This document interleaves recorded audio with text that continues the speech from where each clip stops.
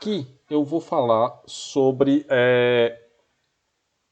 estrutura cristalina de uma forma bem rápida e pegando o que realmente vai importar para a gente, tá? Aí aqui só explicando, tá? Eu adoro escrever e riscar, mas infelizmente como eu saí de Angicos meio que correndo, então eu esqueci a minha mesa digitalizadora, tá? Então vai ser meio que só na voz mesmo e eventualmente o mouse apontando alguma coisa. Então é o seguinte. Cadê a canetinha? Canetinha. Que para escrever metal fica esquisito escrever com lápis, tá? Mas vou tentar.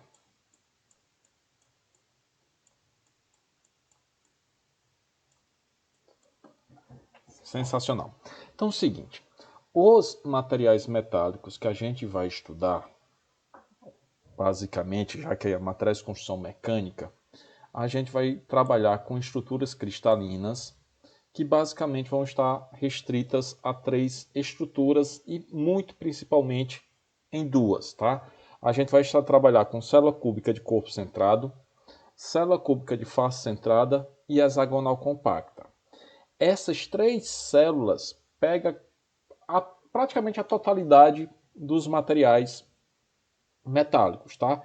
Sendo que nesse a gente vai falar muito sobre o ferro, tá? Então o ferro ele vai estar nas estruturas CCC e CFC a depender da temperatura. Então vou passar um pouco correndo porque o que vai nos interessar vai ser basicamente essa estrutura CCC ou essas estruturas CCC e CFC, tá? Mas basicamente, estrutura cristalina significa ordem, tá? Então a gente vai ter os metais na natureza, eles são ordenados. O que danado seria ordenados?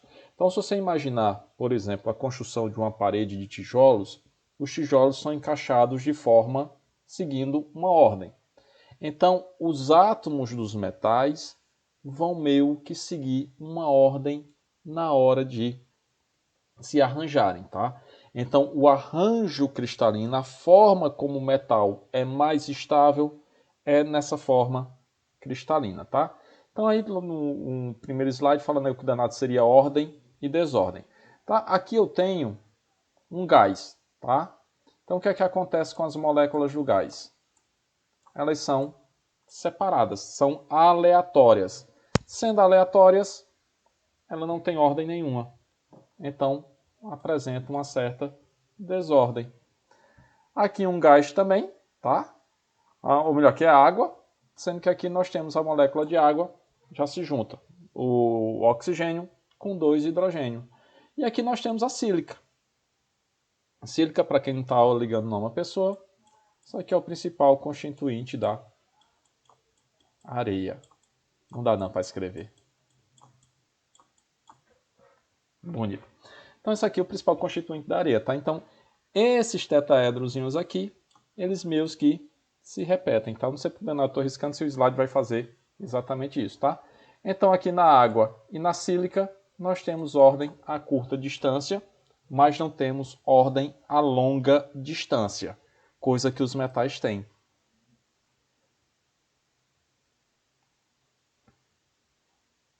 É muito detalhe.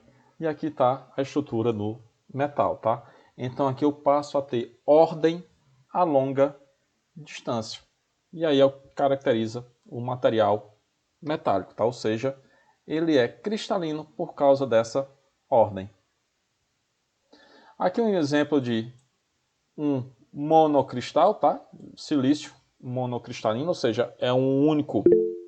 Pois não, Claubelânia. Dá um nó na língua. Professora, para estar apresentando ou não? Não está aparecendo no slide. Como assim não tá aparecendo? É porque faltou fazer isso. Sou burro.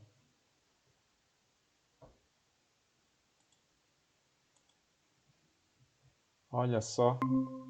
E agora?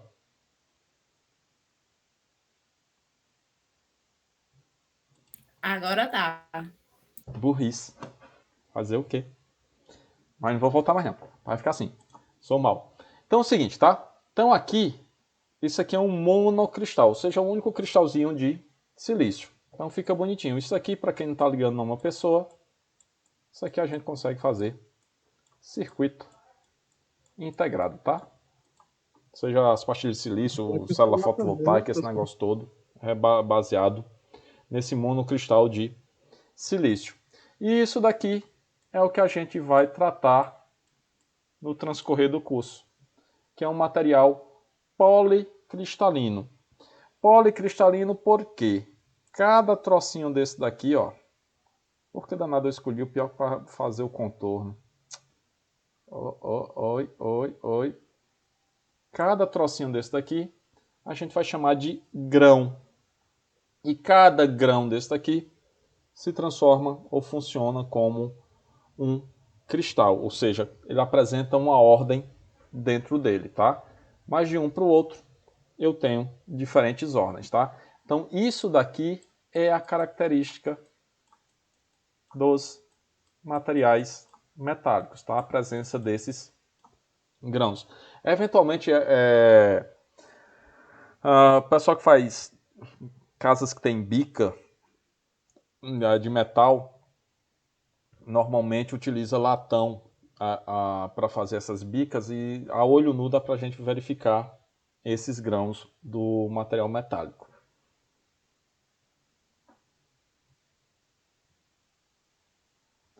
Então, o material amorfo é aquele que não tem ordem. E material cristalino é aquele que apresenta ordem. E essa ordem vai estar intimamente ligada às propriedades. Tá? Então, se você imaginar, o material cristalino normalmente vai ter propriedade mecânica maior do que um material amorfo. Tá? E aí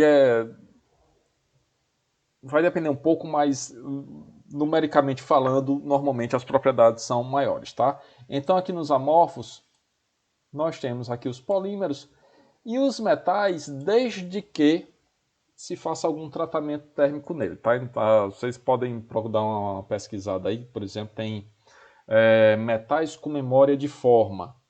Isso é baseado em metais amorfos, tá? Mas no nosso, digamos assim, uso comum, a gente vai trabalhar com os metais que vão estar aqui na classificação de material cristalino.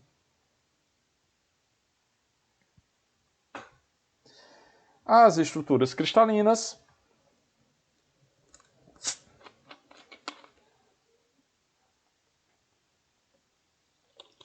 então, basicamente,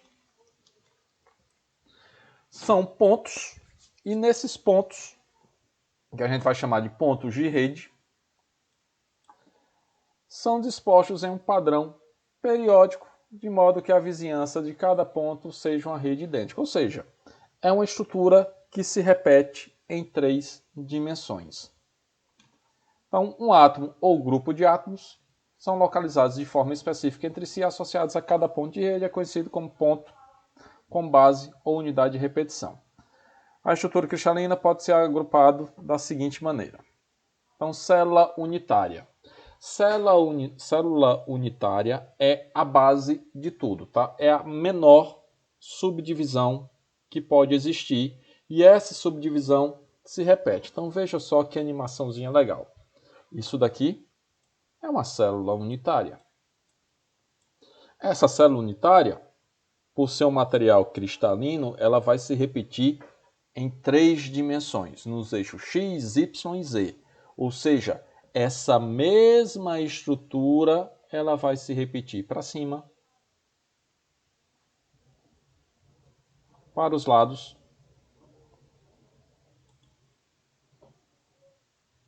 para trás e vai crescendo, tá? Então isso aqui é a estrutura cristalina, ou seja, tudo começou com esse único cristalzinho aqui. Então tudo começou com essa célulazinha unitária e a partir daí tem a repetição dessa célula unitária formando a estrutura cristalina. E essa estrutura cristalina, ela encontra alguns sistemas cristalinos por padrão.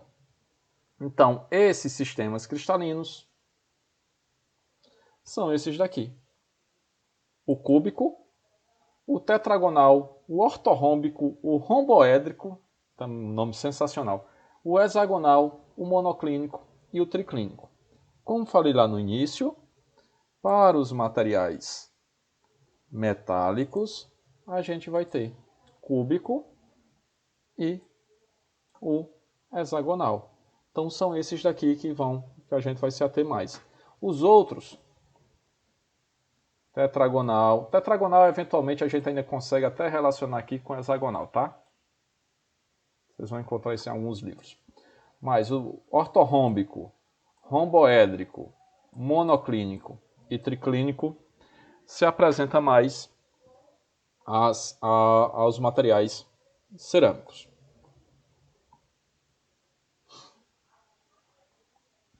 Então, ó, a gente vai ter aqui cúbica simples, que basicamente só vai ter um metal que se cristaliza nesse sistema. Cúbico de corpo de face centrada, cúbico de corpo centrado e a hexagonal, tá? Os demais não se aplica aos materiais metálicos.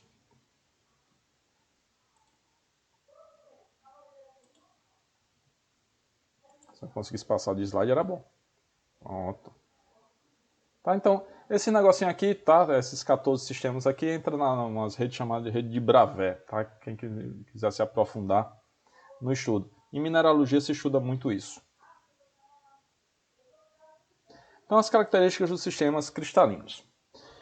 Então, aqui, de novo, vamos nos ater a cúbica e a hexagonal. Então, a cúbica, tá aqui,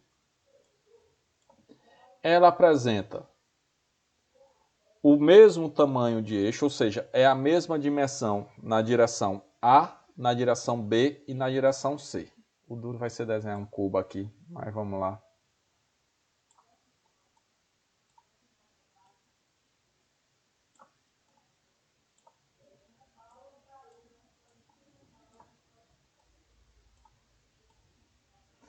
Eu tô de parabéns, consegui desenhar, e pior que desenhei com a caneta errada, o bicho vai já desaparecer.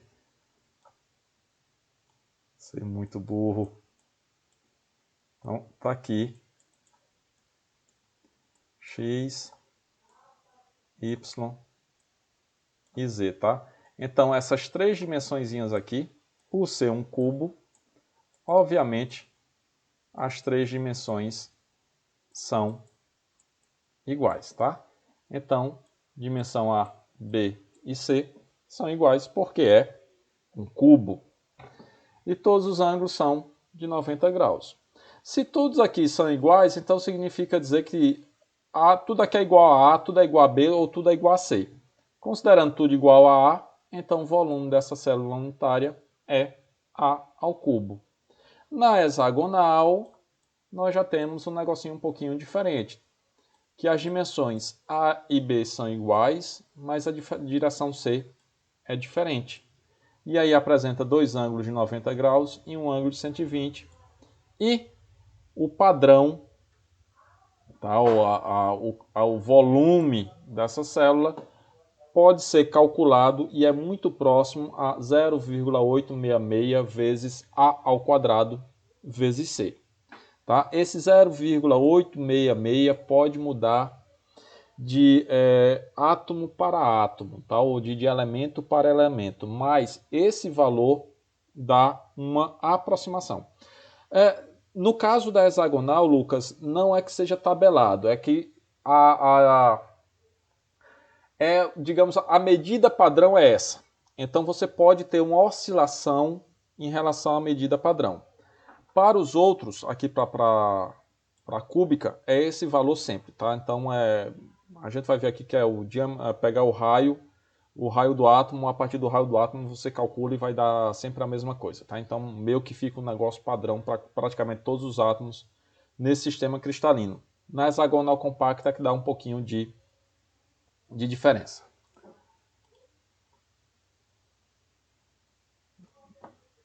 Seguindo. Opa! Sede. Água com gás.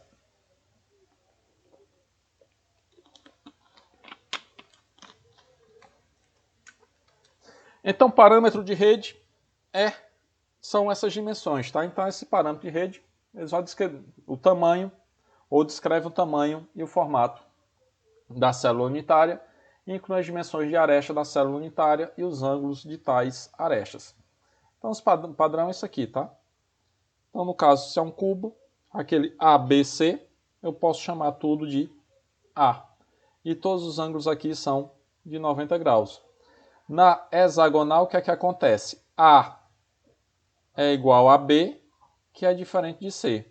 Então, eu vou ter dois ângulos de 90 graus aqui e para cá. E vou ter um ângulo de 120. Tá? É como se você pegasse uma caixa e desse uma achatada na caixa. Tá? Aí forma esse ângulo de 120 graus. A hexagonal compacta é o sistema cristalino mais chatinho que se tem de estudar. Então, de novo, ó, cúbica, A igual a B igual a C e todos os ângulos aí 90 graus. E hexagonal, A igual a B, diferente de C, dois ângulos de 90 e um ângulo de 120.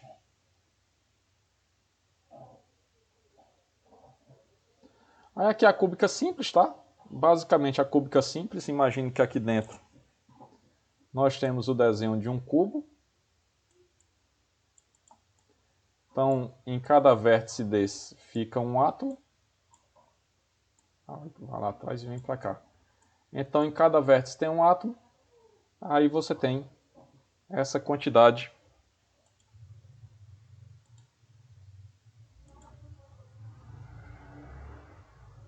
Então aqui fica a face do átomo e aqui nós temos a aresta, que é horrível fazer sem a caneta, que é igual a 2 vezes o raio, tá?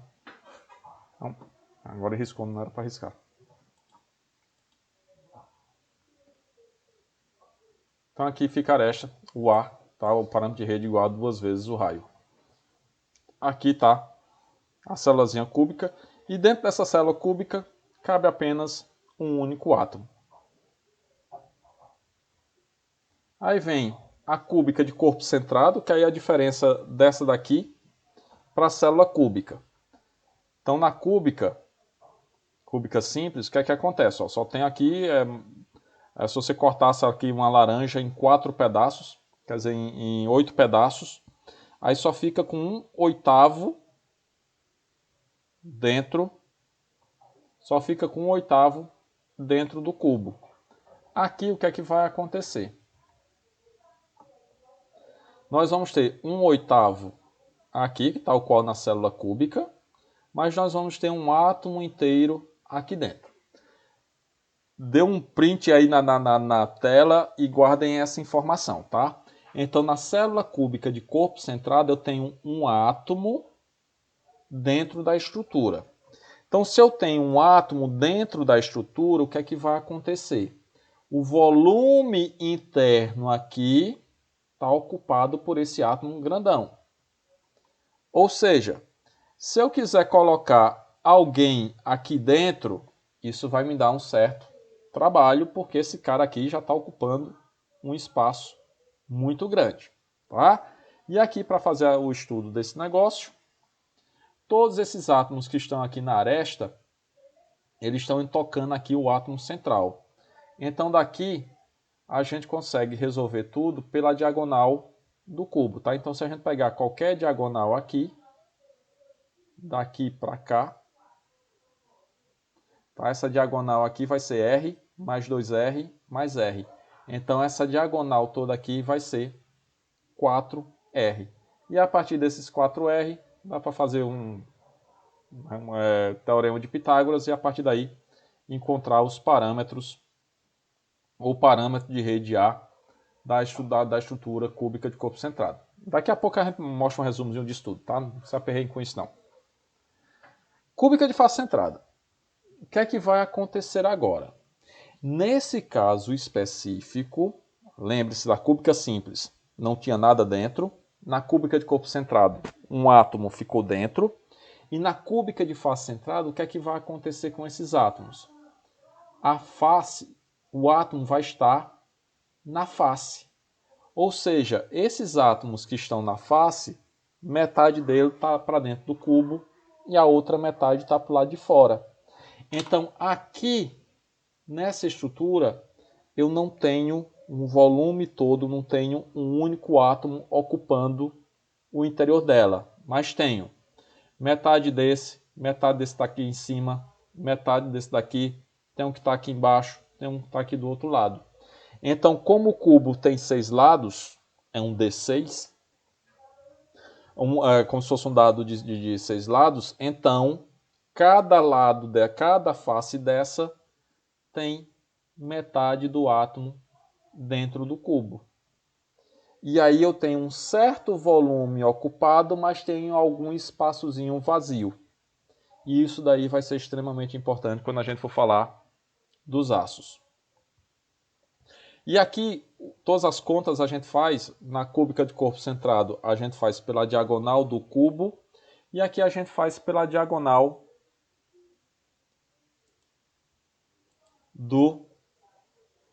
da face.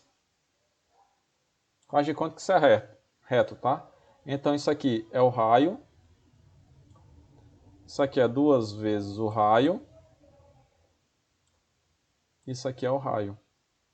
Então esse trocinho, essa diagonal toda aqui vale 4 vezes R. Se vocês estiverem escutando um grito aí, é a minha mulher que está dando aula lá dentro, tá? Então ela está gritando lá de dentro e eu estou aqui do lado de fora. Então aqui nós temos 4R e aqui nós temos A e consequentemente aqui, desse outro lado aqui, nós também vamos ter A. E isso daqui forma um triângulo retângulo e aí o Teorema de Pitágoras encontra os parâmetros de rede. Mas de novo, não se preocupe que a gente vai utilizar uma tabela para ir muito mais rápido. Então está aqui a diagonal da face. Número de coordenação é número de vizinhos, tá? Também serve para classificar alguns pontos da rede cristalina. E aí serve para classificar os sistemas cristalinos. E aí você tem o número de coordenação para cada um dos sistemas cristalinos, tá? Que é o número de vizinhos. Então esse aqui, por exemplo, nós vamos ter aqui que está aqui no centro, que é a célula cúbica de corpo centrado. Então vou ter 4 vizinhos aqui, 4 vizinhos aqui. Então o número de coordenação vai ser 8. Nesse caso aqui de uma célula cúbica simples, se eu tenho um átomo aqui no centro, então vou ter 6 vizinhos, o número de coordenação vai ser 6. Tá? Então para cada sistema cristalino tem um número de coordenação específico, que também é tabelado. Fator de empacotamento, tá? Vou dar exemplo aqui com a garrafinha d'água. A sacanagem é que deixa eu tirar aqui, desabilitar aqui o... Calma.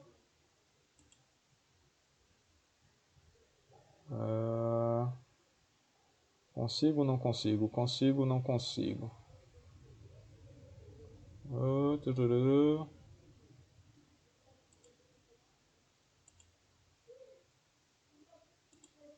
Aqui.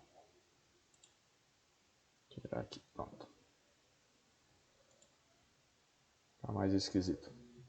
Então, se vocês olharem aqui a garrafinha d'água, tá? Ela tá... O volume d'água tá bem aqui.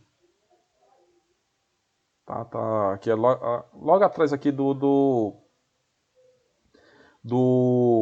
rótulo. Ou seja, eu não estou com a garrafa 100% cheia. Então, o fator de empacotamento, ou, em outras palavras, a quantidade de água que está sendo, que tem na garrafa, ela não chega a 100% porque tem um pouco vazio. Então, o fator de empacotamento está ligado diretamente ao volume que os átomos estão ocupando dentro do cubo, tá? No caso de célula cúbica. Se for na hexagonal compacta, seria o valor dentro da célula hexagonal, tá? Então, o que é que acontece? Se eu digo que uma célula tem um fator de empacotamento de 0,68, significa dizer que 68% do volume dela é ocupada por átomos. Se eu digo que ela tem 0,74, significa dizer que 74% do volume dela é ocupado por átomos.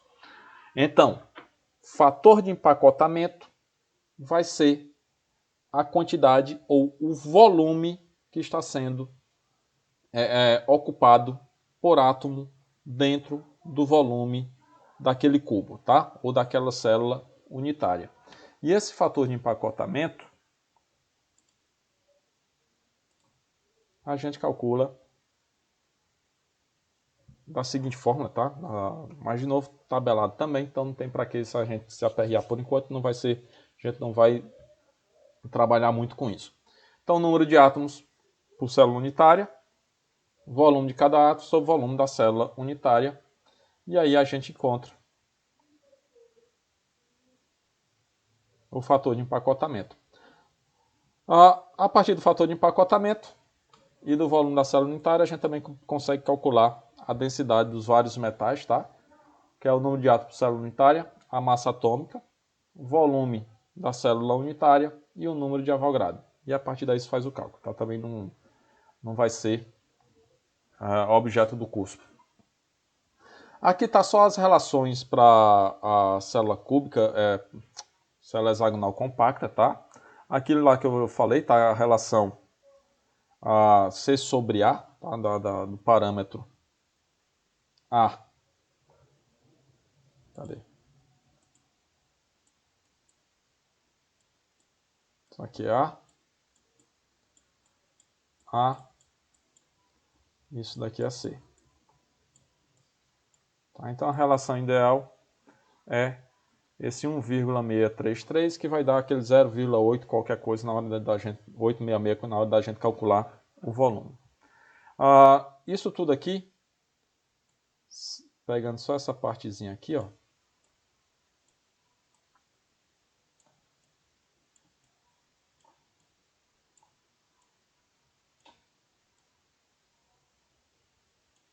E ficando esse átomo aqui dentro. Faltou esse pedaço aqui e faltou esse pedaço aqui. Então, esse trocinho aqui, a gente pode fazer como sendo isso daqui em 3D, e a partir daí a gente tem isso daqui e pode dividir esse sistema aqui em 3 vezes desse daqui. Então isso aqui vai ter 2 átomos dentro, quando eu multiplico por 3, então o número total de átomos aqui na célula hexagonal compacta passa a ser 6. E a partir daí se faz todos os outros cálculos. E aqui temos o resumo de tudo, tá? Vamos utilizar por aqui que vai muito mais rápido.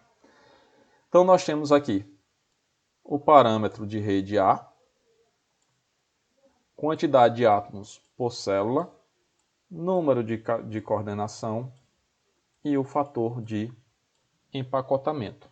Então nós temos aqui a cúbica simples, que só existe na natureza uma forma aqui de polônio, tá? E uma estrutura. Agora manganês é Mn ou Mg? Agora fiquei na dúvida. É manganês ou magnésio? Bom, daqui para o final da aula eu me lembro. Então só existem esses dois elementos. Obrigado.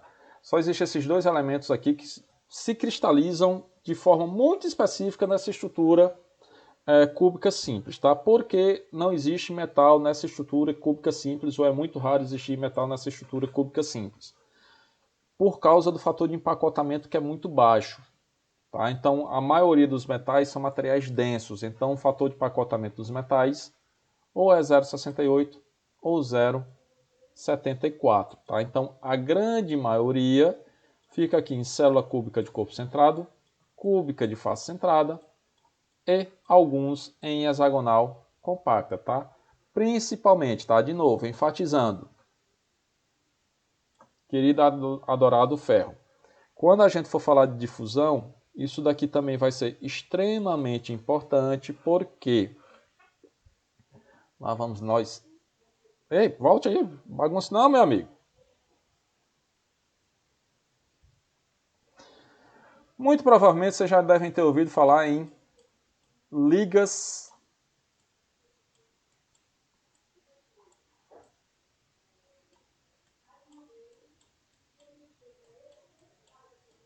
o bom é que se for dar aula desse jeito, é o dia todo só para escrever ligas metálicas.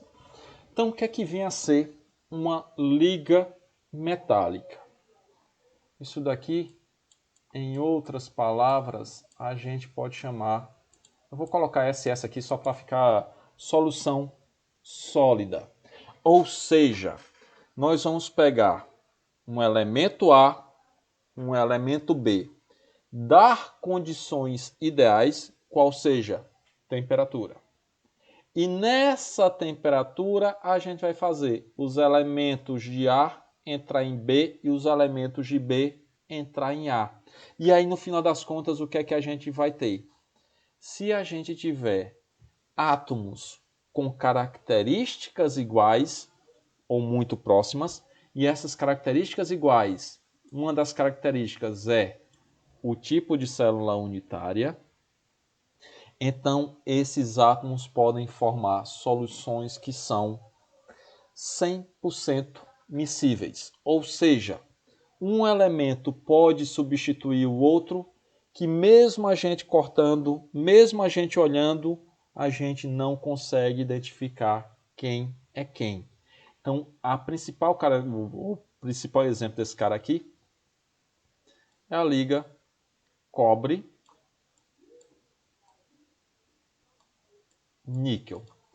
São átomos muito parecidos. E por ser muito parecidos, um pode substituir o outro e o outro pode substituir um sem muito problema, tá? Cadê? Todos aqui. Caso dos dois. É uma célula cúbica de face centrada. Por ser uma célula cúbica de face centrada, vai ter o mesmo fator de empacotamento, vão ter o mesmo número de coordenação. E os átomos, a diferença de raio atômico é muito pequenininha, menor do que 15%. E aí se consegue fazer essa substituição. Em outras ligas, deixa outro exemplo aqui, chumbo e estânio. Também se consegue essa substituição de 100% de um no outro, de outro no um. Então, se consegue fazer essas substituições, que aí pode ser de 100%, se tiverem características próximas.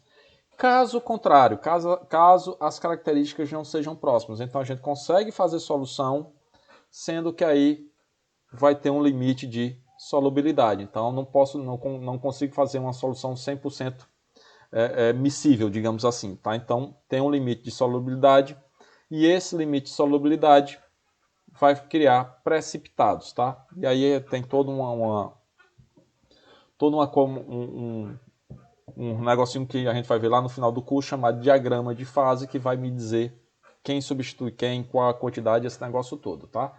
Mas nisso daqui, nessas ligas, a gente consegue fazer tudo isso com condições adequadas, que é a temperatura, e tudo isso é estudado aqui em difusão, que será efetivamente nosso primeiro assunto, tá? Cadê o lápis?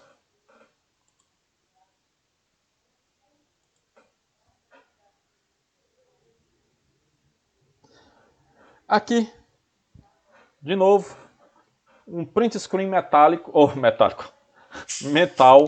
sobre esse negócio aqui.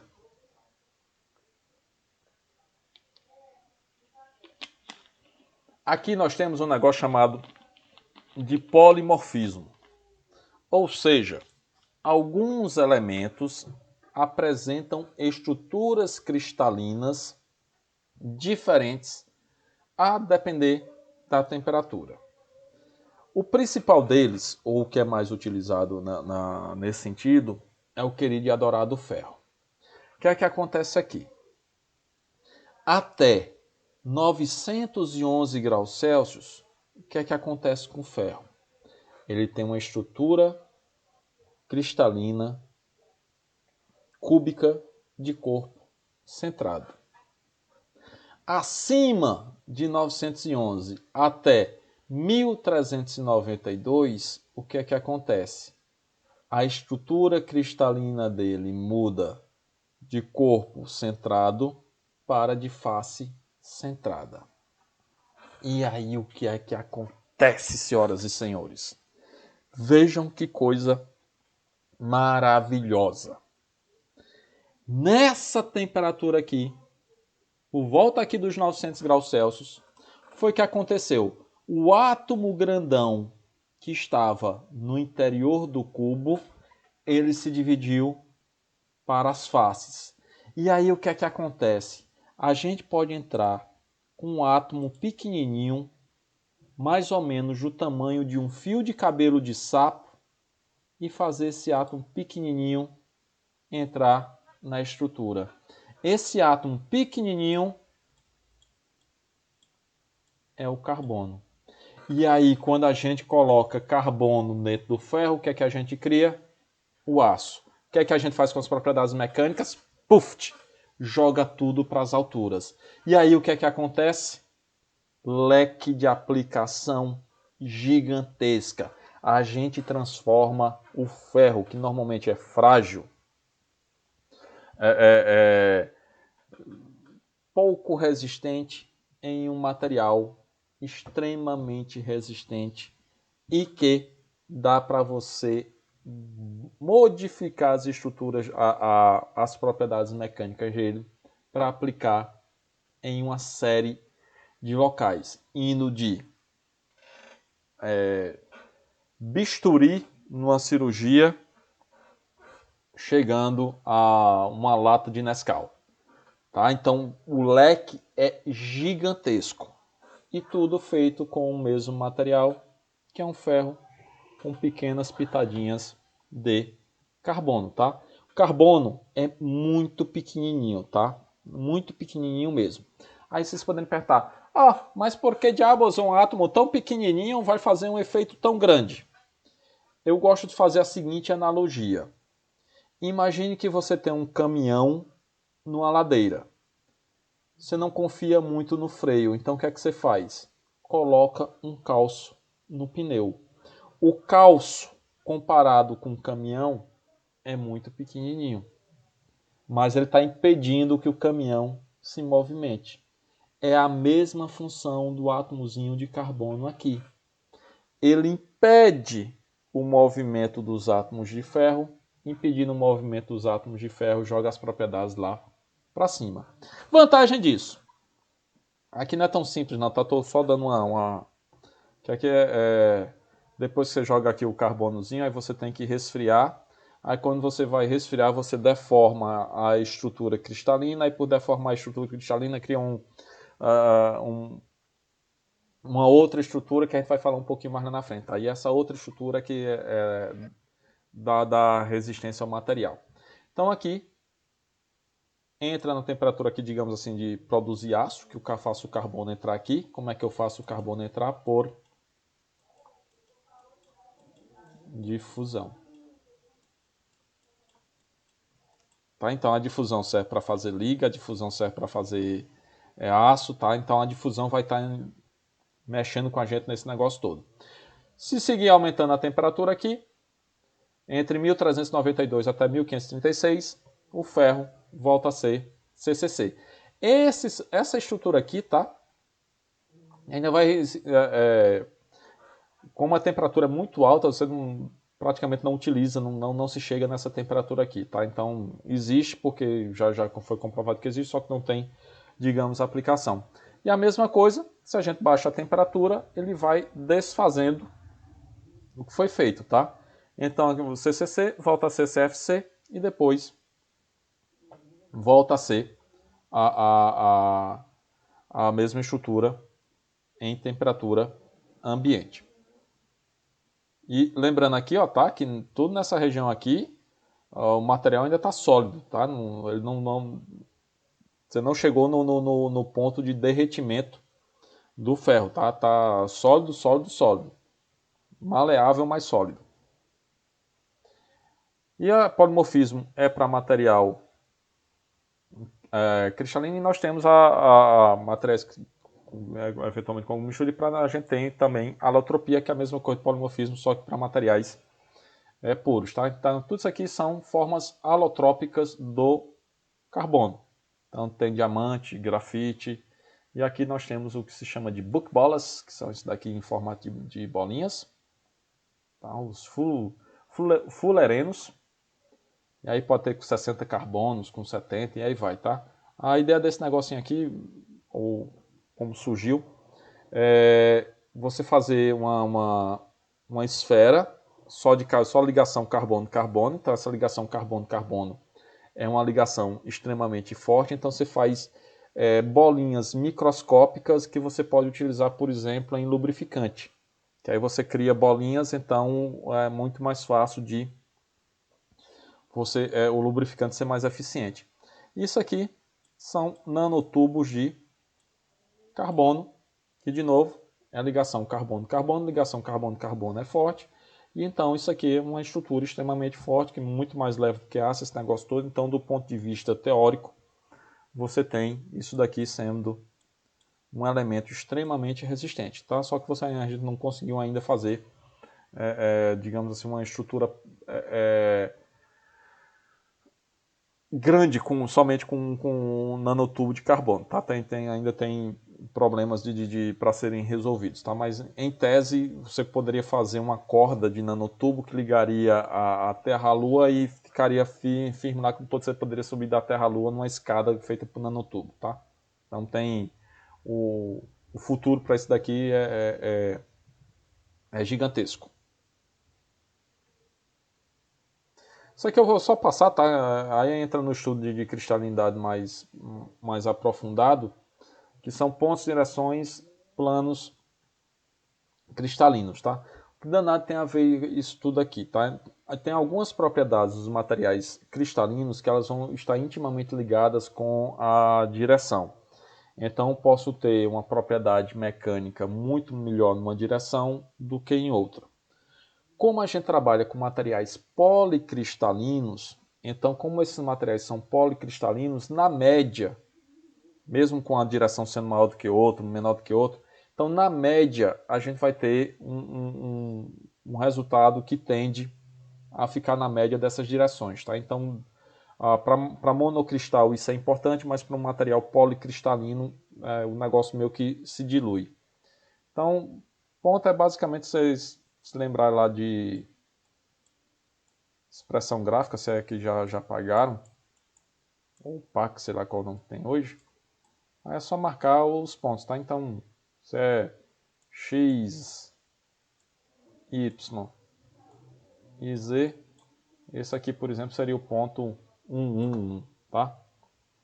Esse aqui 100, 010, e aí vai, tá? A direção cristalográfica é um vetor partindo da origem até chegar no ponto. Então, deixa eu... Tem um desenho aqui. Para mim tinha um desenho. Aparece aqui. Então tá aqui tem uma direção cristalográfica, tá? E essas direções cristalográficas, por exemplo, propriedades elétricas dos metais, elas são muito afetadas por essas direções cristalográficas. Então, em alguns processos, por exemplo, para fazer núcleo de transformador, então se faz um estudo ou se utiliza um metal com características específicas para uma determinada direção, ou com os átomos, com os grãos alinhados nessa determinada direção para você ter um maior ganho, ter uma maior eficiência em relação à passagem de campo magnético. Aqui é só um texto. Utiliza as direções cristalográficas para indicar uma orientação específica de um material monocristalino ou de um material policristalino cujos grãos estejam perfeitamente orientados. O fato de saber como descrever tais direções pode ser útil em várias aplicações. Os metais se deformam mais facilmente. Por exemplo, nas direções em que os átomos estão mais compactados. Outro exemplo prático na dependência das propriedades magnéticas do ferro e de outros materiais magnéticos com as direções cristalográficas. É muito mais fácil magnetizar o ferro, por exemplo, na direção 100 que nas direções 111 e 110. Por isso, os grãos dos aços ferro-silício empregados em aplicações magnéticas, tal como os núcleos transformadores, são orientados à direção 100 ou em alguma outra direção equivalente. No caso, materiais magnéticos utilizados em meios de gravação, é preciso certificar-se de que os grãos estejam orientados em uma direção cristalográfica específica, de modo que as informações armazenadas não sejam apagadas facilmente. Da mesma forma, os cristais empregados na fabricação de palhetas de turbina são aliados segundo certas direções a fim de apresentar as melhores propriedades mecânicas.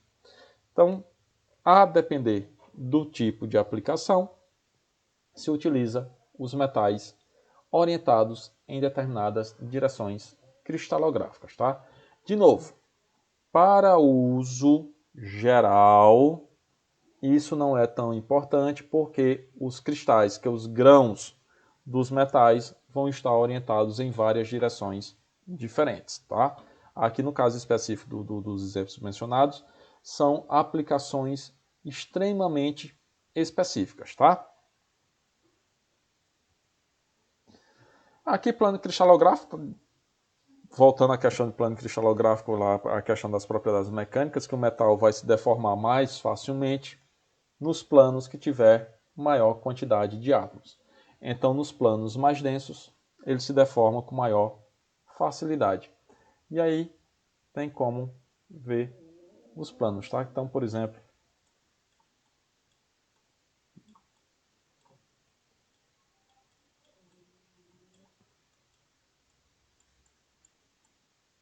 se eu quero plano 1, 1, 1, então marco X1, Y1, Z1. Então esse plano seria esse plano aqui. Estou impressionado com minha habilidade de desenhar com mouse. Minha Nossa Senhora. Estou quase chorando. Então isso aqui seria o plano 1. Mas eu quero, por exemplo, o plano 1, 0, 0. Deixa eu apagar aqui, cadê? Borracha. Então, um plano 1, 0, 0. Então, de novo, não sei por que danado eu apaguei. Z.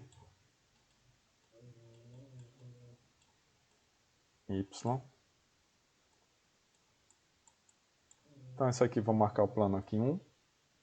O Z, o Y é 0 e o Z é 0. Então, o plano vai ser esse daqui.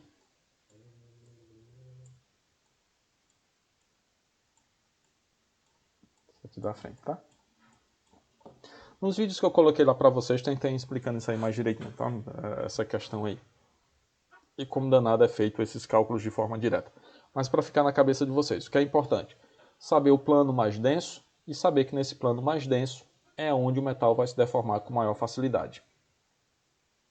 Aí tem o cálculo de densidade linear e densidade planar, que basicamente é para saber o número de átomos pelo comprimento, tá? E aí a gente consegue saber qual a direção com maior densidade atômica e o plano também com maior densidade atômica.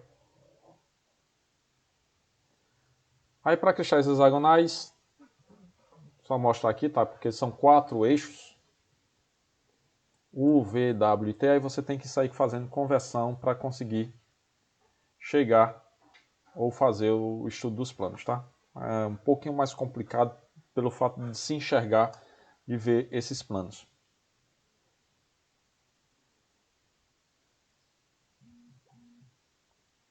Deixa eu botar um negócio aí muito... Está com muito tempo, tá? Então aqui tá alguns exemplos de planos no na célula hexagonal compacta. De novo, é um pouco mais complicado de estudar por causa de ver por causa desses 4 eixos. Terminou aqui. Vamos aqui só para a gente ver aqui as imperfeições cristalinas.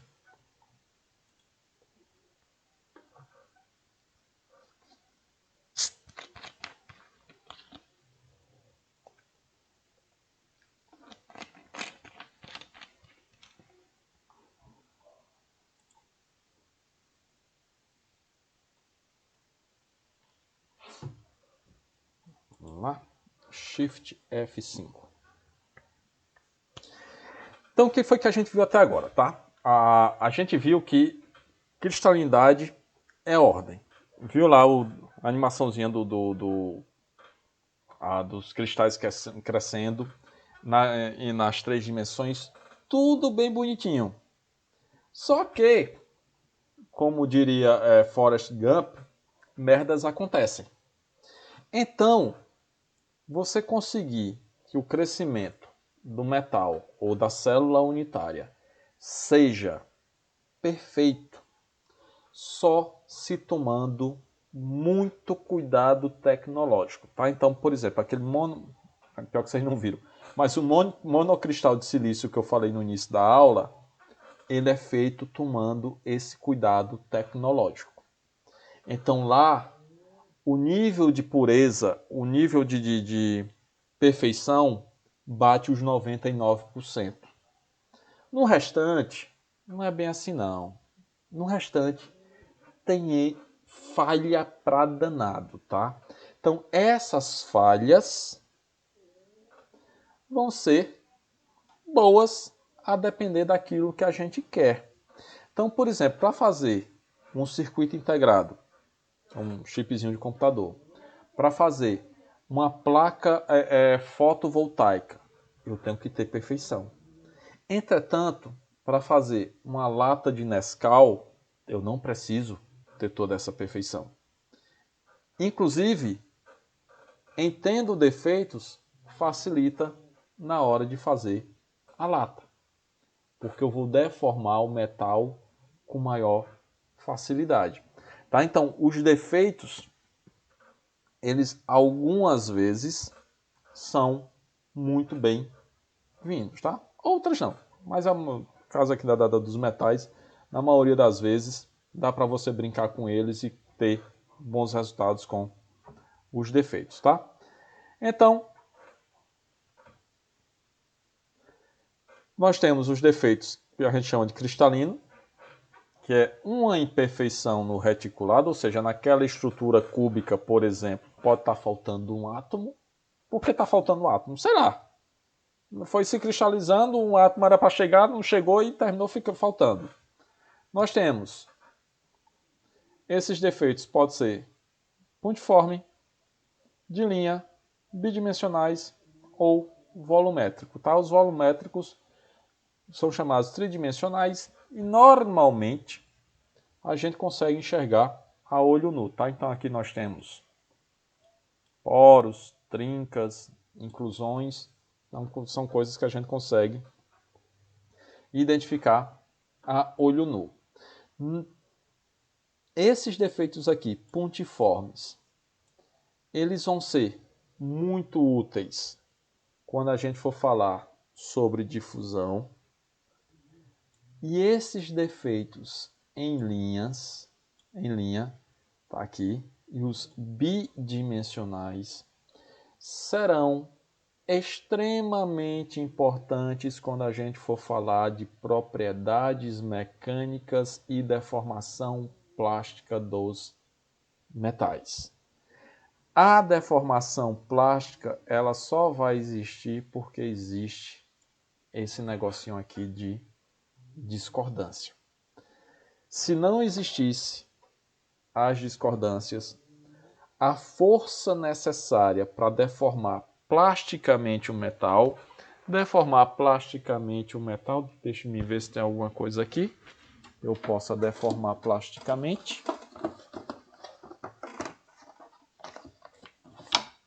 Não, calma.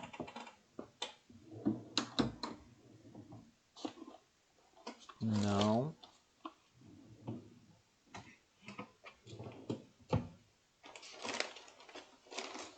Tem não, só tem papel, que droga.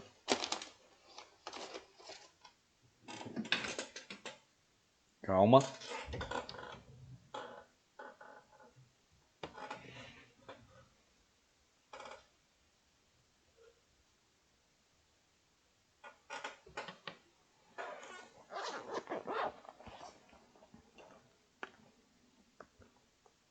Não tem não.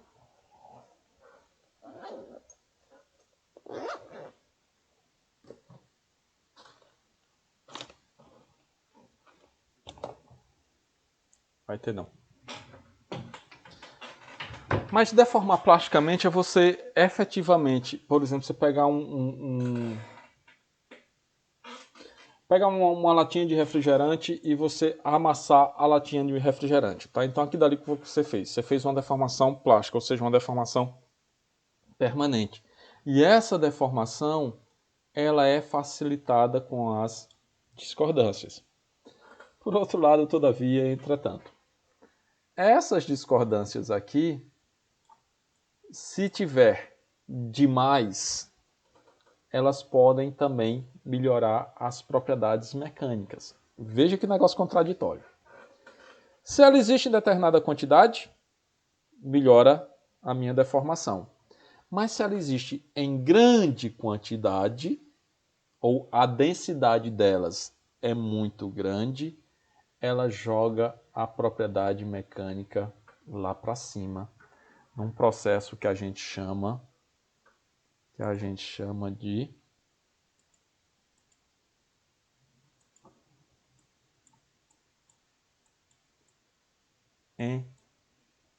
isso é um C. Cru A.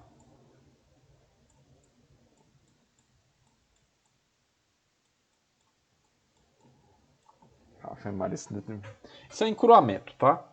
Então, se nós temos muita discordância, uma junto da outra, isso joga a propriedade mecânica lá para cima, certo? Normalmente aqui os defeitos volumétricos, eles são nocivos às propriedades mecânicas, tá? Porque normalmente, por ser poros ou trincas ou inclusões, eles vão funcionar como pontos concentradores de tensão. E por ser ponto concentrador de tensão, se você faz qualquer esforço trativo, ali é que vai ser o ponto de fragilidade e vai fazer com que o material se rompa naquele ponto. Cadê? Professor, a latinha de refrigerante, naquela parte que você abre, ela pode ser considerada isso aí? Um defeito de linha? Não, porque ali basicamente é o seguinte, tá? Na partezinha que você abre. Peraí, só um instante, calma.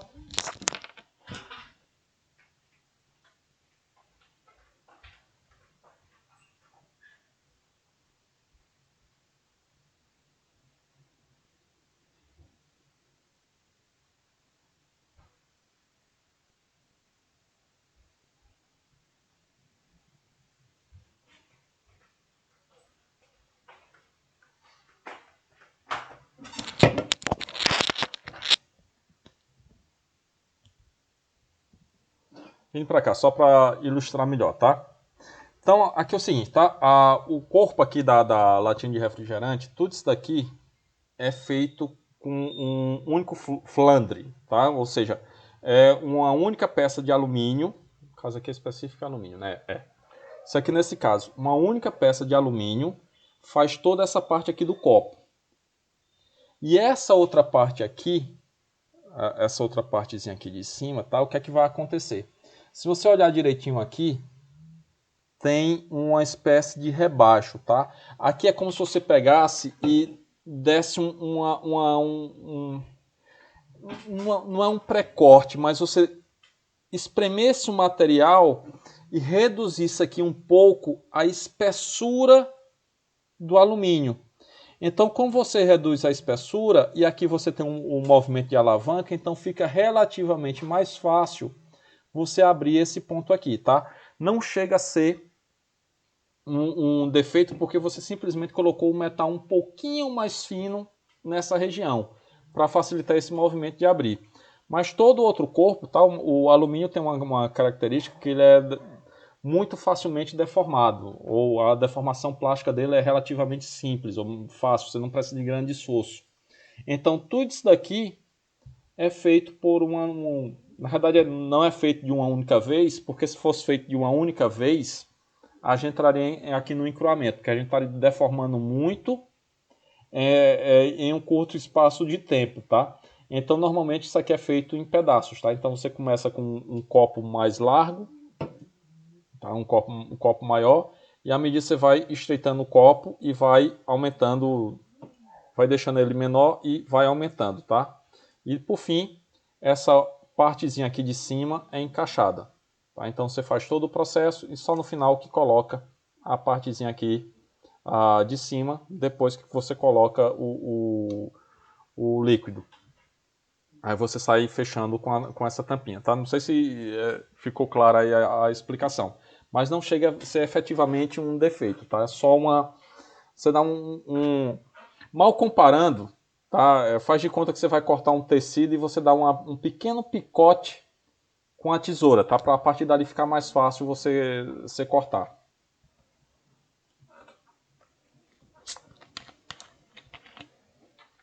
Entendi. E no caso ali, quando faz aquela rebarbazinha, baixa, né? Diminui a espessura, ele torna o material mais frágil? Mas tecnicamente não seria frágil, tá?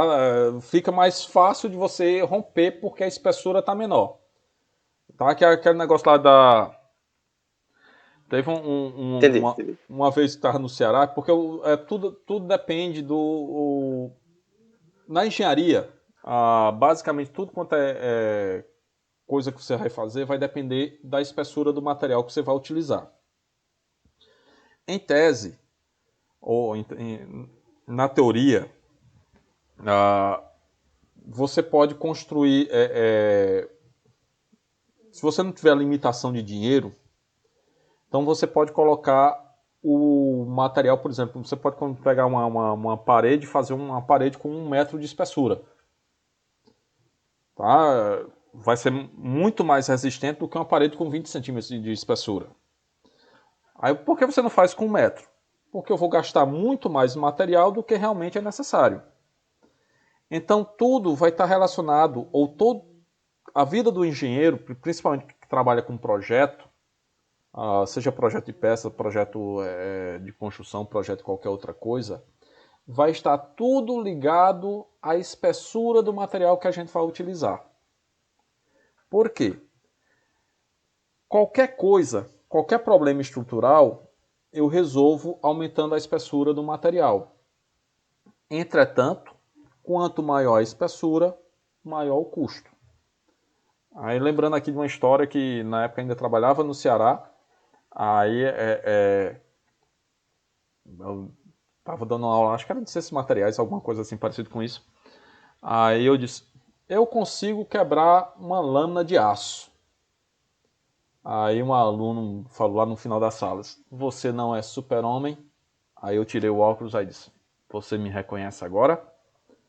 Mas eu estava me referindo à lâminazinha de barbear, tá? Um popular gilete, que é uma lâmina de aço inoxidável ainda por cima, que ela como é fina, eu vou lá e quebro, tá? Se aquela mesma coisinha lá tivesse, sei lá, meio centímetro de espessura, muito provavelmente não ia conseguir nem entortar. Então tudo depende da espessura. Então no caso aqui da latinha de refrigerante é mais ou menos isso. Como a espessura ali é um pouquinho menor, a gente consegue abrir sem muito problema e eventualmente quando quebra isso daqui o cara fica com raiva, pega uma chave, fura e pronto. Que é outro negócio que eu também não consigo entender. E vez ou outra quando o povo vai tomar cachaça faz um furo no fundo da lata. Não dá para entender, mas fazer o quê? E isso é ruim. Não sou eu que tomo. Feito minhas reclamações. Espero que não... Quem é que fabrica isso, hein? É da Coca-Cola. Há gosto pra tudo nessa vida. Bebidazinha ruim. Então só pra gente terminar. Então aqui tá os defeitos puntiformes, que basicamente são lacunas, que são esses defeitos aqui. Acho que eu coloquei uma animaçãozinha. Coloquei? Coloquei. Olha só, chegando aí a trocinho. Então isso aqui é uma lacuna, tá? Então o que foi que aconteceu? Um átomo que estava aqui veio para cá. E como é que a gente cria lacunas? Aumentando a temperatura. Quanto maior a temperatura, maior o número de lacunas, ou seja, maior o número de vazios. Então joguei a temperatura para cima, os átomos se agitam, os átomos se agitando, crio vazios. Criando esses vazios, eu consigo fazer a tal da difusão. Veja aí as coisas se interligando, tá? Então a gente falou lá da fazer liga metálica, aí coloco dois elementos juntos. Elemento A, elemento B. Aumentei a temperatura. Se eu aumento a temperatura, o que é que acontece com os átomos? Loucura total. Se movimentam. Quando eles se movimentam, criam vazios. Se eles criam vazios, então posso chegar com outro átomo e ocupar esse vazio. E aí, difusão. Professor, aí nessa questão aí, eles resfriam o material rapidamente após acontecer isso? Não, a questão de ligas é um pouquinho diferente. O resfriamento rápido vai acontecer quando a gente trabalhar com alguns tratamentos térmicos, principalmente para o aço, tá? Não que possa ser feito para outros materiais que pode ser feito, tá? Mas a grande maioria é para o aço. Então, o que é que eu falei lá no negócio do carbono, tá? Naquele slide lá que eu botei um pontinho do carbono quando o carbono entra na estrutura lá do aço que está na estrutura CFC. Opa, cai a conexão, cai não, volte. Então, Caiu. Caiu? Caiu, mas já voltou agora. Pronto, está começando a frescura de novo. Então, quando está na estrutura de face centrada, você coloca o carbono lá dentro. Quando você resfria, você deixou uma quantidade de carbono dentro da estrutura. Então, essa quantidade de carbono que está dentro da estrutura, eu vou de novo com o material, esquento até uma determinada temperatura e resfrio bruscamente. Que aí eu faço o processo de têmpera. Nesse processo de têmpera, eu crio uma outra estrutura, que eu disse que eu ia falar mais lá na frente, que é chamada martensita, e essa martensita tem uma dureza muito grande. Então, nesse resfriamento brusco, após ter colocado o carbono, a gente cria a martensita. E aí a gente faz esse resfriamento brusco para fazer esse negócio chamado têmpera. Que esse negócio chamado têmpera, eu não dou tempo do carbono sair da estrutura, porque eu resfriei ele muito bruscamente. Então ele fica dentro da estrutura e não sai. E aí eu jogo a dureza lá para cima. Sendo que essa dureza muito alta, algumas vezes torna o material muito frágil. Então tenho que fazer um outro tratamento que é chamado de revenido, que é aquecer e dessa vez resfriar um pouquinho mais lento para que saia, dê uma aliviada nas tensões e a partir daí eu controlo a dureza.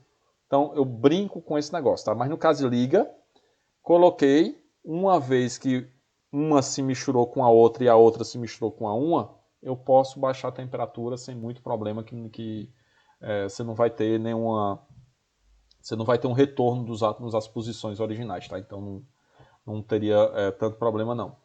Mas nos tratamentos térmicos, aí sim a gente utiliza essa brincadeira aí de principalmente de resfriamento rápido. A gente vai fazer isso no laboratório com uma têmperazinha com têmpera em óleo e têmpera em água. Vê como é bonitinho o negócio. O negócio, a única coisa é o tempo de aquecimento. Rapaz. É por isso que eu vejo o pessoal colocando no óleo, né? Em azeite, né? Essas coisas. Isso. Basicamente é porque na realidade você tem pelo menos os três principais meios em óleo, em água, mas aí com aditivos em água ou em salmoura. A de salmoura é a mais complicada que tem de você conseguir o controle das propriedades. Com os aditivos poliméricos, que é colocar feito diluído em água, você consegue até um bom controle de retirada de temperatura. E o mais comum e mais barato é com óleo. Que aí você joga, normalmente, umas brincadeiras, pô, sai pegando. Existe óleo específico para você fazer processo de têmpera, tá? Mas aí, normalmente, o cara usa óleo queimado, qualquer outro tipo de óleo. E, por exemplo, no laboratório a gente vai fazer com óleo de comida, óleo de soja. Como é só para demonstração, nosso rigor não vai ser tão grande, então a gente faz em óleo de... Aí qual a ideia desse meio? é você conseguir retirar o calor da melhor forma possível e da forma mais homogênea possível. Então não posso tirar, por exemplo, resfriar muito rápido a ponta aqui, por exemplo, da peça e deixar a parte aqui de cima sem resfriar, porque eu teria diferença de propriedades da ponta para aqui para cima. Então o ideal é retirar o calor de forma o mais homogênea possível. E aí vai depender de uma série de fatores que vai desde o meio que você está utilizando até o formato da peça. Tá? Porque se você tiver uma peça que é fina num ponto e muito grossa em outro, aí você já vai ter que pensar numa forma de fazer ou a quantidade no volume de óleo que é utilizado para fazer a têmpera. Então tem uma série de brincadeirazinhas que a gente vai ver que tem que ter um certo cuidado. Mas basicamente você faz o processo de têmpera para elevar a dureza da peça. E os outros revenido ou qualquer outra coisa para controlar. Tá? Porque na realidade é o seguinte, tem uma grande vantagem em se trabalhando com um tratamento térmico, é que em tese se você fez uma merda muito grande, dá para corrigir. Vai se gastar mais, porque você vai ter que fazer um novo tratamento. Mas você consegue corrigir. Tá? Então você tem margem para, digamos assim, margem para erro. Teu patrão não deve gostar muito, porque vai gastar mais dinheiro, mas em tese você consegue fazer. Aqui são, só para encerrar mesmo, tá? Os defeitos são chamados autointersticiais, é porque quando a gente tem um material puro, então o átomo sai de um canto e vai para o outro. Tá? E como é o mesmo átomo, a chama de autointersticial. Olha só. Tem que ver de novo. Isso foi uma manhã toda para fazer essa seta se movimentar desse jeito. Ai, ai. E aí tem as soluções, tá? Então, toda vez que nós temos uma solução sólida, a gente pode chamar de liga, tá? Cai na mesma ideia de você fazer uma mistura, tá? Se você pegar uma mistura de água com álcool, então como são dois elementos miscíveis, você não consegue distinguir o que danado é água, o que danado é álcool. Agora, se a gente pega água com óleo, aí passa a ter uma mistura heterogênea. Então, essa mistura heterogênea, como são immiscíveis, você consegue literalmente ver as duas fases. Por outro lado, se você pega água com açúcar, se você coloca só um pouquinho de açúcar, você conseguiu completar, atingir o limite de solubilidade, você não consegue distinguir o que é água e o que é açúcar. Por outro lado, se você joga muito açúcar, parte do açúcar vai ser dissolvido e parte vai ser precipitada. Então, essa parte que foi dissolvida é o limite de solubilidade. O que passou do limite de solubilidade precipita, tá? Então... A saturação, né? Exatamente. Então, aqui nós temos a ideia da liga, que é uma solução sólida.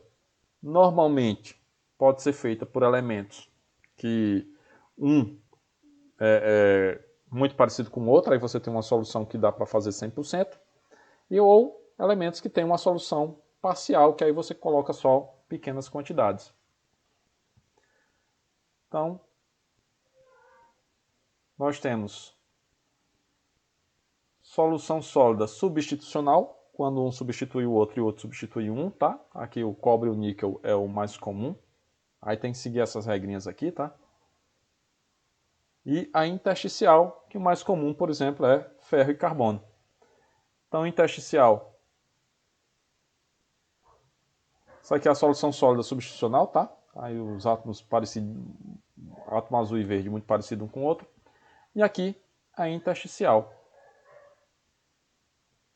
Aqui eu posso ter a solução sólida substitucional, mas com um átomo menor do que o átomo do solvente, tá? O soluto menor do que o solvente, aí tem uma distorção na estrutura cristalina.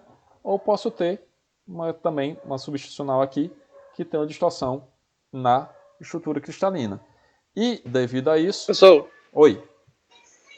só uma dúvida.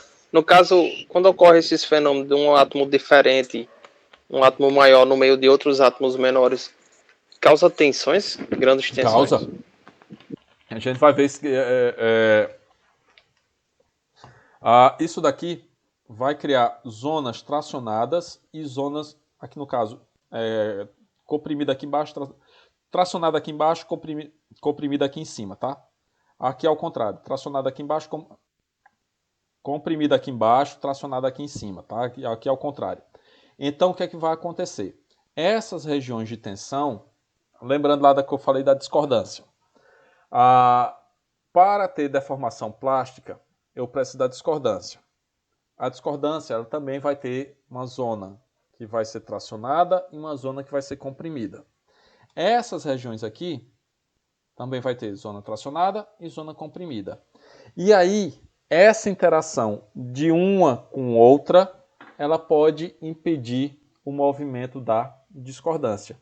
Impedindo o movimento da discordância, joga a resistência para cima.